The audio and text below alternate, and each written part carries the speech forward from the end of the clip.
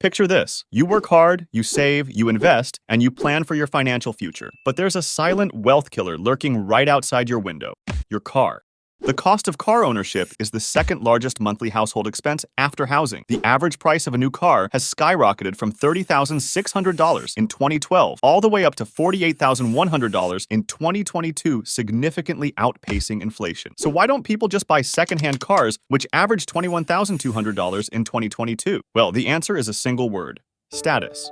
Simply put, most people would rather sink further into debt by financing a shiny new car when a secondhand one would do the job just as well, at a fraction of the price. People like to be seen driving a flashy, expensive car because they believe other people will admire and respect them more, even if that means paying the average new car payment of $725 each month and sinking further into debt. In fact, the average price of owning a car is $10,700 per year, or about $900 per month. Let's break down the largest costs of car ownership and what you can do to reduce these. Here's a breakdown of the running costs of one of the most popular cars in the US, the Toyota Camry. This will give a good indication of what the average person spends. The true cost to own this car is $37,000 over 5 years, which works out at about $7,500 a year. This equates to about 16% of the median US salary of $59,400. Of course, these values will change depending on the car. I'll leave a link in the description where you can check the exact figures for your car. If you're enjoying the video so far, please subscribe so you can catch our latest videos. Now let's jump into each category of expenses and see what we can do about it. The biggest cost of owning a car is depreciation. Shockingly, a new car depreciates 10 to 15% as soon as you drive out of the dealership. Take a look at this depreciation graph for a typical car over 20 years. The value depreciates more extreme in the first few years and tends to ease off once the value of the car reduces. The best way to avoid losing money through depreciation when it comes to buying a car is to try avoid buying cars under 3 years old. The sweet spot is buying a 3 to 5 year old car when most of the large depreciation has passed, but the car is still relatively new and shouldn't give any mechanical issues for a long time. Now let's talk taxes and fees. There's not much room for reduction here, as these costs are determined by the country you live in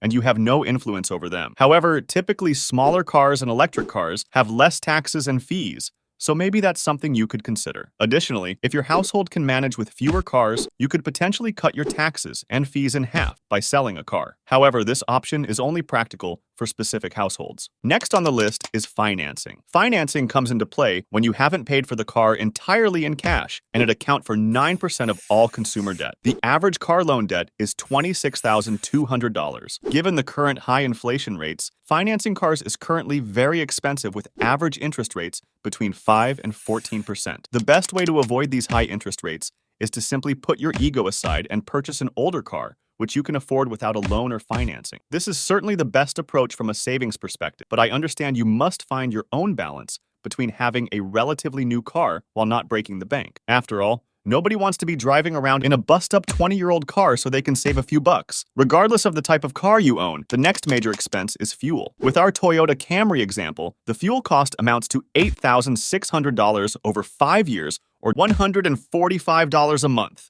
There's not much you can do to reduce this cost other than cutting down on the amount you drive. Perhaps you can explore the possibility of working remotely a few days a week if you have a long commute. Or maybe you have free electric car charging in work. Depending on your circumstances, there could be ways to reduce this fuel cost. Insurance for our Toyota Camry is $4,420 over 5 years, or $70 a month. The best way to reduce this cost is to annually compare insurance rates from various providers upon your renewal. You might be amazed at the cost savings potential when switching insurers, as many are eager to attract new customers, recognizing their long-term value. In fact, Value Penguin found 92% of policyholders saved money by changing insurance provider, and 26% saved $200 or more. The next expense is repairs and maintenance. Saving money here largely depends on your hands-on skills and whether you enjoy learning basic maintenance tasks like oil changes or replacing car light bulbs. There's plenty tutorials on YouTube if this is something you're interested in, and you could definitely save a few $100s a year, but of course any major repairs to your car will need to be done by a garage. Opportunity cost is another indirect cost with owning a car. Let's say in 2018 you had a budget of $20,000 to buy a car, but you only spent $10,000 on an older car and invested the remaining $10,000 in the stock market, for example, the S&P 500. That $10,000 has now gained 52% value to $15,000. Whereas if you spent the total $20,000 on the car, you would have suffered only from depreciation. If you enjoyed today's video, please hit that like button, and maybe you'd like to check out this video on what net worth puts you in the upper, middle, and lower class.